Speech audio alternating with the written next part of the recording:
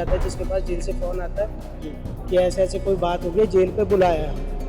बस इतनी ही बात आ रही थी। करीबन 15 दिन पहले उसका फोन आया था, कह रहा था कंटिन्यू भाई 3 बार निकालते हैं जेल से बाहर, मारते हैं, मारने के बाद फिर भी करते। डिप्टी है जी, और खान है उसका नाम, शायद साजिद खान है उसका। साजिद खान। हाँ जी, मेरे भाई की 24 साल उम्र थी। जेलर है।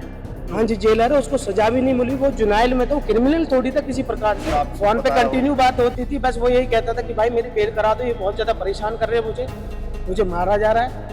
ये चीजें वो कंटिन्यू बोल रहा था हमसे। ये सारी 7,000 रुपये महीने एक कैदी के अकाउंट में जाते पैसे। जो पैसे देगा उसको चैन से रहने दिया जाएगा, जो पैसे नहीं दे जा उसके साथ ये काम किया। हरियाणा के फरीदाबाद की हाई प्रोफाइल नीमका जेल से एक बार फिर सनसनीखेज मामला सामने आया है, जहां सोमवार तड़के जेल परिसर के अंदर एक 25 साल के कैदी ने आत्महत्या कर ली। इस घटना के बाद से ही जेल प्रशासन और पुलिस महकमे में हड़कंप मचा हुआ है। मृतक की पहचान गाजीपुर के रहने वाले ऋतिक उर्फ रंकित भड़ाना के रूप में हुई है। 25 साल का ऋतिक पिछले 11 महीनों से मारपीट और हत्या के प्रयास जैसे करीब 16 आपराधिक मामलों में इसी जेल में बंद था। बताया जा रहा है कि पिछले कुछ दिनों से उसकी तबीयत खराब थी, जिसके कारण उसे जेल के अंदर बने अस्पताल में भर्ती कराया गया था।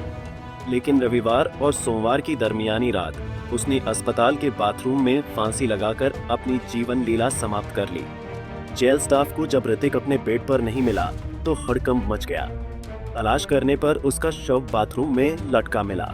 घटना की सूचना मिलते ही जेल डिप्टी साजिद खान मौके पर पहुंचे और पुलिस को इसकी जानकारी दी। पुलिस ने शव को कब्जे में लेकर बादशाह खान सिविल अस्पताल में पोस्टमार्टम के लिए भेज दिया है। सुबह करीबन 8:30 बजे मेरा छोटा भाई आता है जिसके पास जेल से फोन आता है जी। कि ऐसे ऐसे कोई बात हो गई, जेल पे बुलाया है हमें, रंकित बीमार है। बीमार क्या क्या हमें बुलाया गया। मैं गया, मेरे चाचा गए अंदर करीबन 10:30 बजे के करीब। वहाँ से हमें खड़े रखा कम से कम 1-1.5 घंटे के समथिंग। फिर हमने कहा हमें बाहर तो जाने दो। बाहर जाने के लिए उन्होंने हमने बाहर नहीं जाने दिया। पूरा प्रशासन खड़ा था, वहाँ डिप्टी खड़ा था, सब खड़े थे। जब मजिस्ट्रेट साहब आए उन्होंने हमसे बयान लिए है, ना हमने उसको देखा ना हमें किसी चीज़ की पता। बस इतनी ही बात आ रही थी। करीबन 15 दिन पहले उसका फ़ोन आया था, कह रहा था कंटिन्यू भाई 3 बार निकालते हैं जेल से बाहर, मारते हैं, मारने के बाद फिर भी बंद कर देते। अच्छा, बताया था अंदर प्रताड़ित किया जाता था, मारपीट। हाँ जी, बिल्कुल बिल्कुल। कौन लोग करते थे? डिप्टी है जी, और खान है उसका नाम, शायद साजिद खान है उसका नाम। साजिद खान है। हाँ जी। उम्र थी आपके भाई की? मेरे भाई की 24 साल उम्र थी। ये जेलर है। हाँ जी, जेलर है, उसको सजा भी नहीं मिली। वो जुनाइल में था, वो क्रिमिनल थोड़ी था किसी प्रकार से। कब से जेल में था? वो करीबन 11 महीने से जेल में था। इस मामले को लेकर साबित नहीं हुआ था। इस मामले को लेकर मामले ऐसे थे बाबूजी, उस पर लड़ाई झगड़े के मामले थे सारे। अच्छा, भाई लड़ाई झगड़े, बच्चे हैं छोटी उम्र के, किसी की भी लड़ाई झगड़े हो जाते हैं। कितनी उम्र का था? 23-24 साल का। क्या नाम था? 2 महीने पहले ऋतिक अपनी सिस्टर की शादी में भी आया है। 2 महीने पहले अपनी सिस्टर की शादी में आया।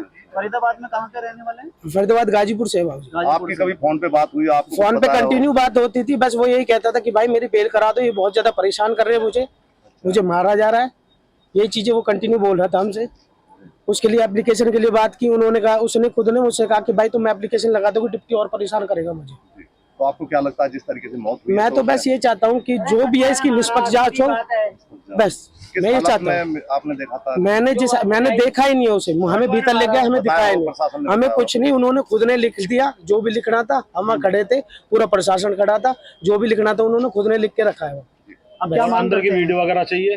मांग यही है, बस इंसाफ हो, नॉर्मल सी बात है। क्लियर होना चाहिए। हाँ बिल्कुल, इंसाफ होना चाहिए। इस घटना के बाद अस्पताल पहुंचे ऋतिक के परिजनों ने जेल प्रशासन पर बेहद गंभीर आरोप लगाए हैं।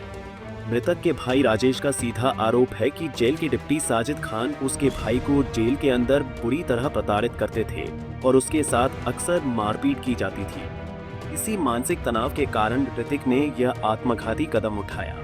हालांकि जेल डिप्टी साजिद खान ने इन सभी आरोपों को सिरे से खारिज करते हुए कहा है कि ऋतिक पहले से ही डिप्रेशन में था और मामले की निष्पक्ष जांच की जाएगी। उस भाई ने हमारे पास ये वीडियो रिकॉर्डिंग भेजी है, जो भी उसकी वॉइस रिकॉर्डिंग वो भेजी है हमारे पास। उसने कहा कि भाई रिकॉर्डिंग भेज रहा हूँ कि भीतर से फोन आ रहा है, ये काम आपके भाई के साथ हो रहा है।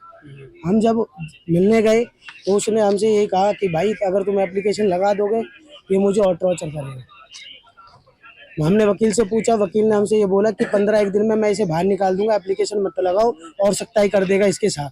ये बात हुई थी। अच्छा, ये बात थी कि वकील ने कहा था कि 15 दिन में बाहर आ जाएगा, और हाँ अब एप्लीकेशन लगाओगे तो ये और सख्ताई करेगा इसके खिलाफ।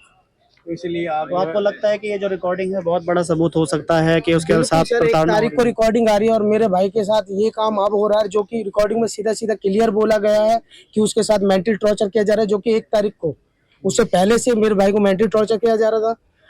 साजिद डिप्टी डेली उसे 3 बार निकालता था, मारता था, किस पीटता था। बात को लेकर टॉर्चर किया इस जा रहा बात था? को क्यों पैसे मांगे जाते थे या किसी तरह के साहब जी वहाँ गर्दा उड़ा पड़ा है, मैंने बीता देखी हुई है जेल सारी। 7,000 रुपए महीने एक कैदी के अकाउंट में जाते पैसे, जो कि जेल काटने के लिए, जो कि सरकार उनके लिए खाना प्रोवाइड करवाती है, जो डिप्टी खुद खाता है उसे। जो पैसे देगा उसको चैन से रहने दिया जाएगा, जो पैसे नहीं देगा उसके साथ यही काम किया जाएगा। अब क्या जेल के अंदर ये काम मांग करते हैं प्रशासन सरकार? हम यही चाहते हैं भाई, इंसाफ हो, कि सारी इंसाफ रिकॉर्डिंग हो। वगैरह ये सब जो है बिल्कुल बिल्कुल इंसाफ हो, हम बस इतना ही चाहते हैं कि न्याय हो हमारे साथ, और कुछ नहीं। अच्छा, कितने पैसे मांगते हैं वहाँ जेल में? बाबूजी 6-7 हजार रुपए तो महीने जाते हैं चीज़ के जाते हैं? खर्चे के लिए, जो कि प्रशासन जो सरकारी जो जाते हैं। नहीं, हाँ वो जो कि प्रशासन वहाँ खाना पीना सब प्रोवाइड कराती है। उसके बाद अच्छा, जेल में तो सब कुछ सरकार देती हाँ है। सरकार देने के बाद 6-7 हजार रुपए उसके अंगूठे में जाते हैं, जिसके ऑनलाइन डिटेल है हमारे पास सारी, जो 11 महीने से हम उसके पास भेज रहे हैं।